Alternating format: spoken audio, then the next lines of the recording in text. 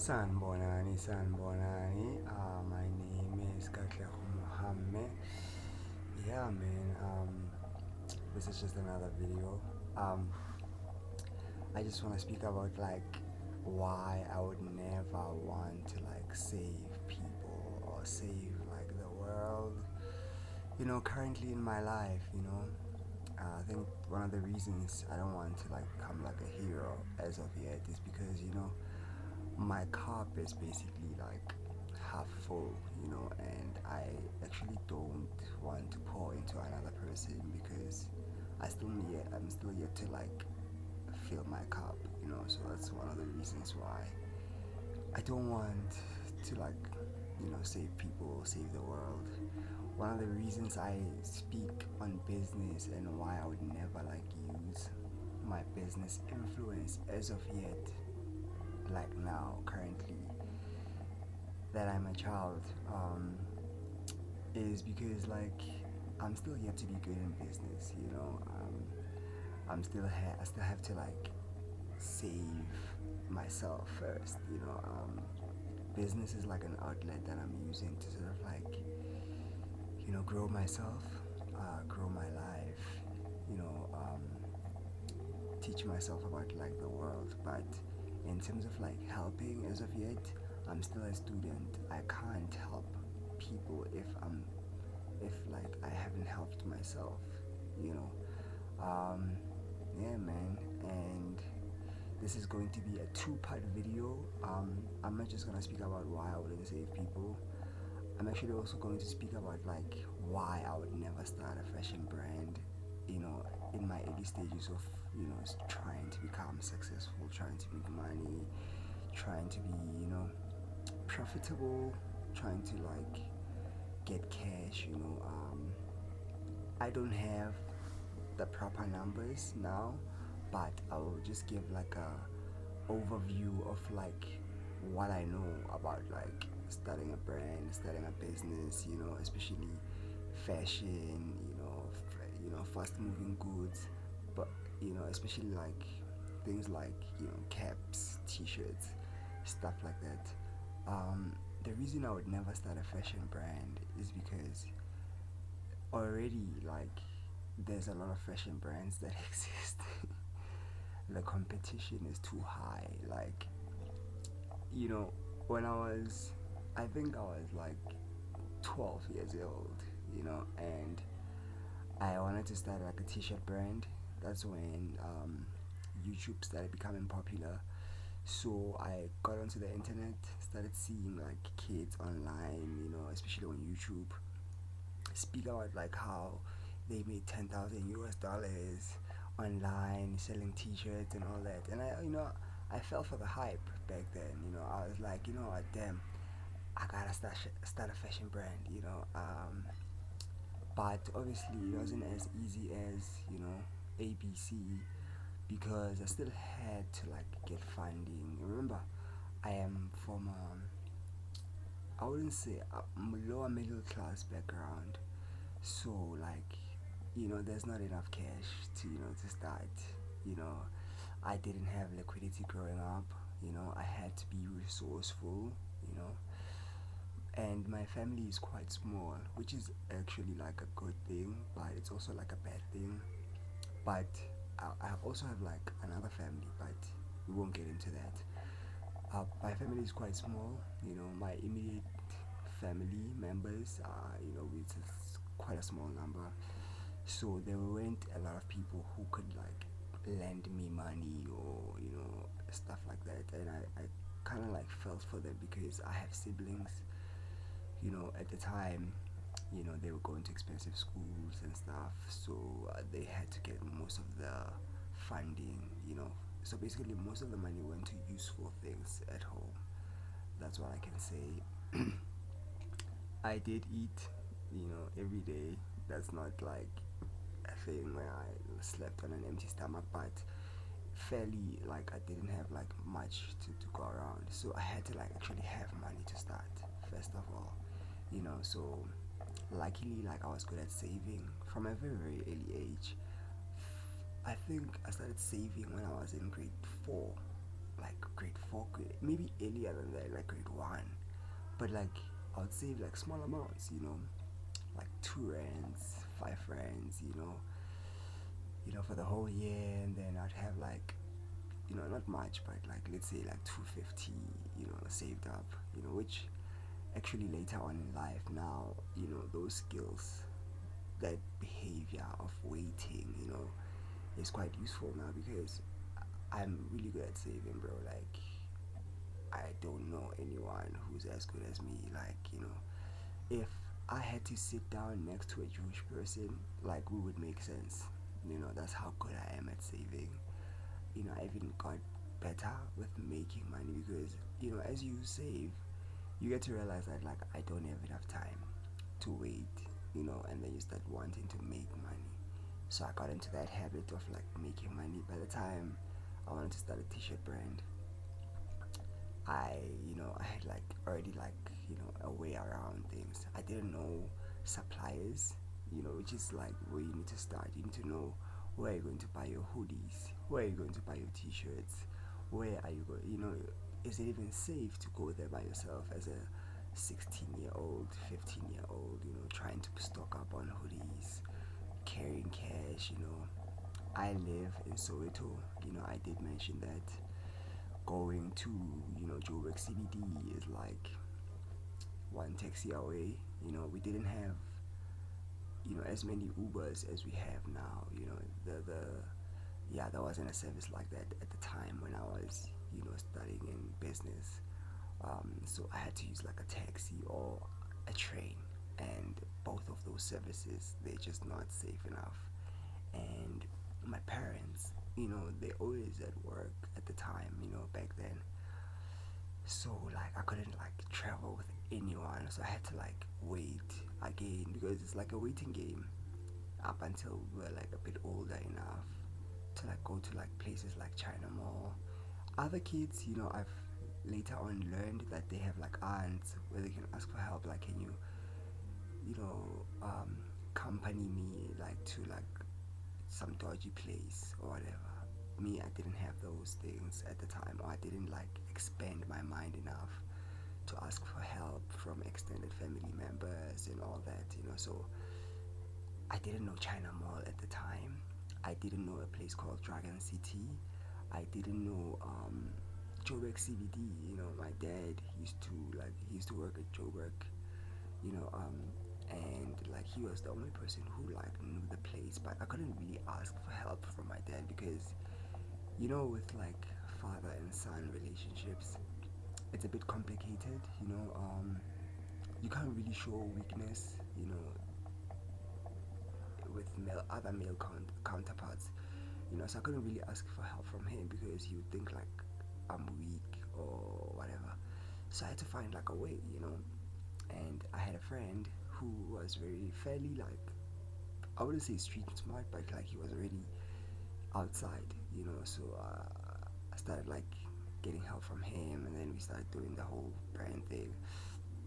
But then I quickly realized that like, the customer base of like brands, especially where I'm from, it's a bit messy, So let me paint a picture for you. So I go to I went to like a public, like a government high school, and already I was selling at the school, and the customer base wasn't really, or I wasn't really tapped in like that, in such a way that like I was able to get like a good pool of customers that can actually buy from me, because I didn't want to stock up on product first and then like wait for a period whereby customers can buy from me. I didn't want to do that. I just wanted to go in and get paid. That's my biggest, red flag, and that is like a flaw that I have within business. That's why I never, had the patience of running a fast fashion brand,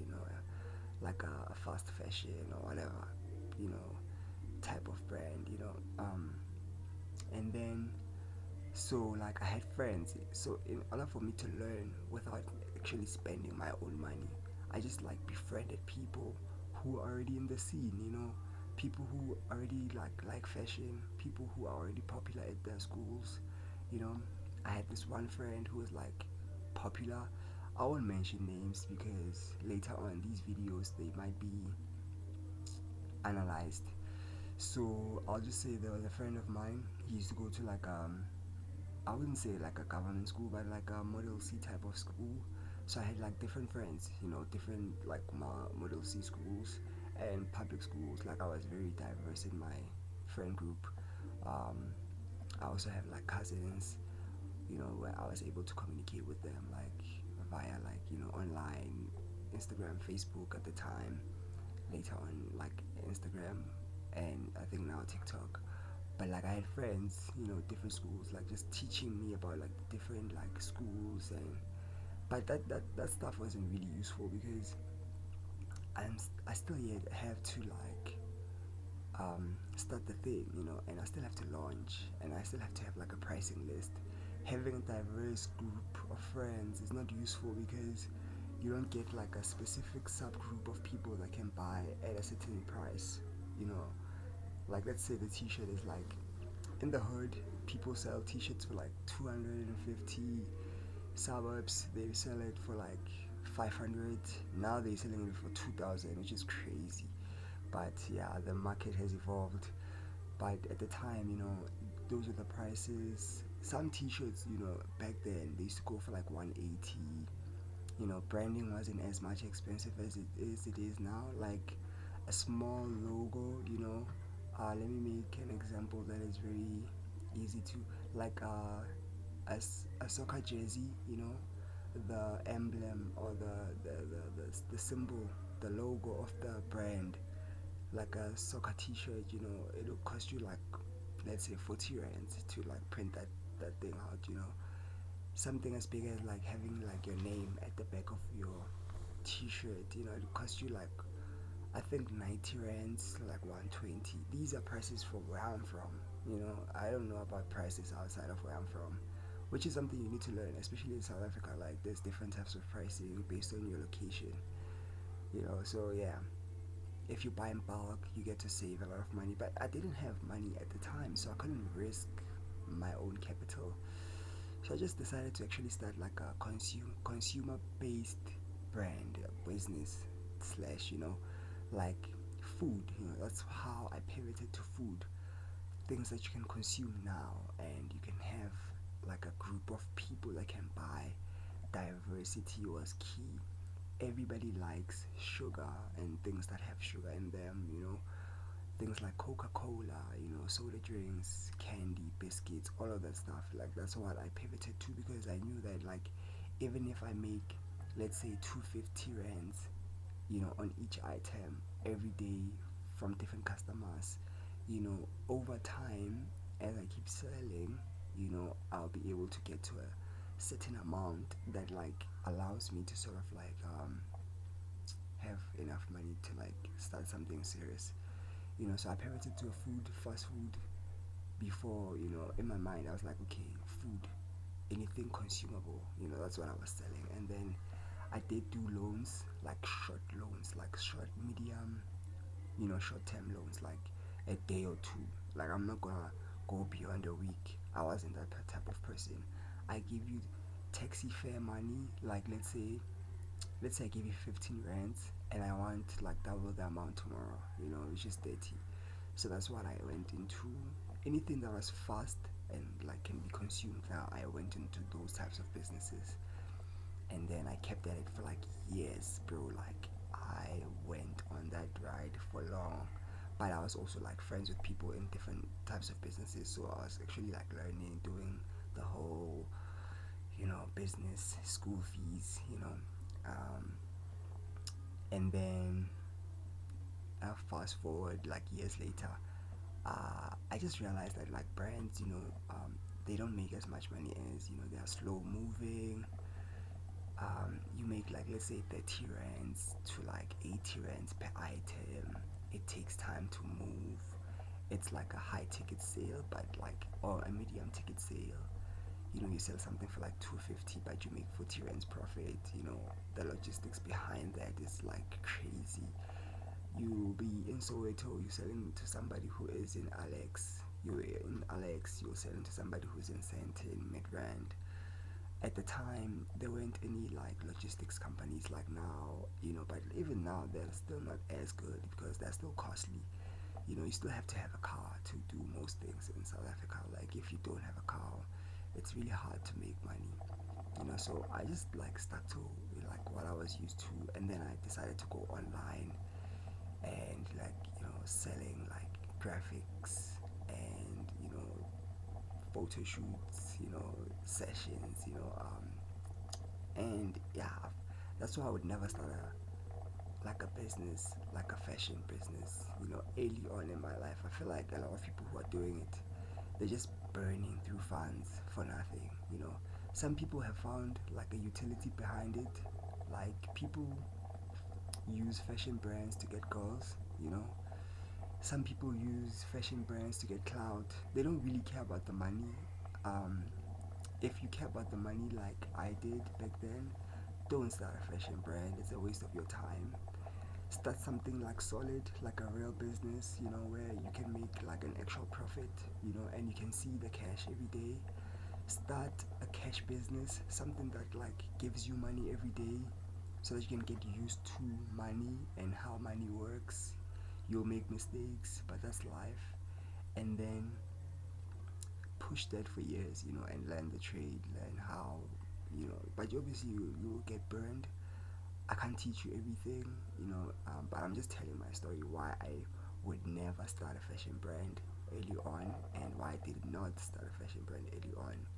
Now I can afford to, but I don't really see the need, what I have now is my fast food fish, my my fast food business, which is a brand on its own. On its own, it's called Mr. Nation's Kitchen, and I haven't told people much about it, but yeah, that's the brand. It's a fast food brand. We sell fast food, anything that is fast, fast consumables, sandwiches, burgers, gotas, French fries, which is chips in the hood, um, fat cakes, all of that stuff. But we're not very much stuck up on like one item stuff, like things that like are popular here. I'm very much adaptable. I can change my business like this, as much as I want. I am that fast. Like I don't waste time. If something is moving, I am there. Cause I'm quite young, bro. I'm not stubborn like my brother or like other people who are stubborn, and rigid and very much like robots. You know, um, I can change really fast. But obviously, as you are responsible for more people's lives, and you are in charge of like and responsible mostly for other people's livelihoods, you cannot just like take stupid risks. You have to be calculated. You have to move with tact, and that's what I'm doing now. But yeah, I have my fast food business, and I've been stuck on that. I've been doing it like for 3 years now, professionally, like formally, which is basically what I mean formally. Um, I mean that like it's registered. Um, Other than that, I've been doing it informally for like years before I even formalized. I was doing it like cash based, SARS can't sue me, bro. It was cash based, and I didn't know that you're supposed to pay what on what because I just got it in the streets. I was selling in the streets. I was selling outside. I didn't have like a platform like I do now. I didn't have like PayPal's and all that. Yeah. I was like a street hawker type of thing, and then now I'm like proper. Like I have staff. I have everything. I am the manager, part owner. But yeah, that's how it is, and I am going to expand. I keep saying I'll expand. That's the plan. You will hear me talking more about like my business plans in the future, but like yeah, that is like it's just like a summary of like why I would never start a fashion brand as a kid. Don't do it, bro. It's a lot of stress. Don't do it, especially if you don't really care about girls and parties and clout and all that stuff. Do it for money, do it for success, and do it for survival. Don't do it for dumb things. You still, have lots of years ahead of you. You are supposed to become like a responsible adult in the future. And I'm speaking to you if you are 16 years old right now. If you're 15, you're 14, and you look at me and you're like, there's this guy who's doing this thing. I'm just telling you, don't do fashion, bro. Not yet. You don't have enough capital to do that. Even if you do have capital, bro, like if you're in high school and you have a fashion brand, you still need to get people to respect you. Like, if let's say your parents can give you like 100K and you're 15 and you open a fashion brand, just know that like you should never hire your peers. That's not good for business. You will get confused. Hire people who are professional, people who can do the job, people who understand that like they have to do the job for you, so that you can pay them. And it's a business relationship. None of this, I trust this person. You can trust people, but if people are not good at the job, you won't grow. So that 100K, it will be blown. You will end up when I blow it. Don't do it. Focus on like things that are within your reach. There's lots of risky businesses that I've done. I'm successful at those too, but it's because of my mentality and you know um my my um my seriousness in what I do. Um, don't waste a lot of time doing stupid things. Yeah, don't waste 100K just to start a brand that makes about 10% profit. Don't do it, bro. You're gonna lose all your money. People, as it's easy to see that somebody has 100K if when they start, because they start like flawlessly. Don't do it, bro. Do it like later on when you have the knowledge of how you're gonna get a profit. Don't wait till it becomes popular. That's what like fashion people say. They'll say things like, it needs to blow up. Blow up is chaos. Blowing up is a mess. You know, there's people who sell two t-shirts and still make a killing. 500 a day is enough, and they can survive for years, pay rent, pay staff, pay everyone before they can even blow up. So don't try to blow up first before you start making actual money and actual profit. You need cash flow, you need profit, a high profit margin. Fashion brands go to about like, let's say, 25 to 55% profit. If you're not doing those numbers, there's a problem, bro. And I'm not necessarily saying the items within your catalog needs to make 25% each.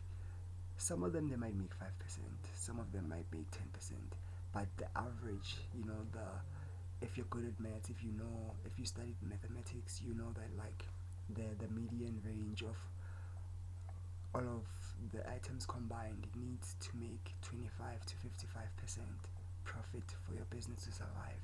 If you're making anywhere below that number, stop, and focus on a business that gives you money now, pretty much. Um, they speak of service businesses, but like now we're in the digital age, bro. Like you can do other things. You can open a business in Soweto and run a business in Soweto and have clients in Cape Town. That's how life is now. So use your mind, change, but I would never advise you to start a fashion brand. The market in South Africa is very segmented. There's too many segments. There's too many, like subcultures, different pricing strategies. Don't do it, bro. We're too culturally diverse. We eat different foods in South Africa, bro. Like it's too much for you, and there's not enough people to support you. Zulu people might support Zulu people. Tswana people might support Tswana people. Afrikaans people might support Afrikaans people. The English white people, they'll support each other. Like just like that, it goes on and on. Sorry if I didn't mention your tribe or your ethnicity, but like that's how it works. Each to their own. So the pool is not good enough. But with food, chips, everybody eats chips, bro. There's no one who doesn't eat chips. People eat all types of chips. Salt and vinegar. It's a popular one with old people. Spiced chips. It's popular with like young kids. You know, um, salt only, add chili sauce, it's, for people who drink alcohol. The kids can eat chips too for lunch in the hood, obviously, but not just only in the hood. There's people who eat chips at at like events, so the pool is diverse. Coca-Cola is consumed by everyone, so like, unless you have like sicknesses and whatnot, but like do things that like can spread like a virus, but strategically. Don't do it like a dumb person and like have like fame but without actual cash flow.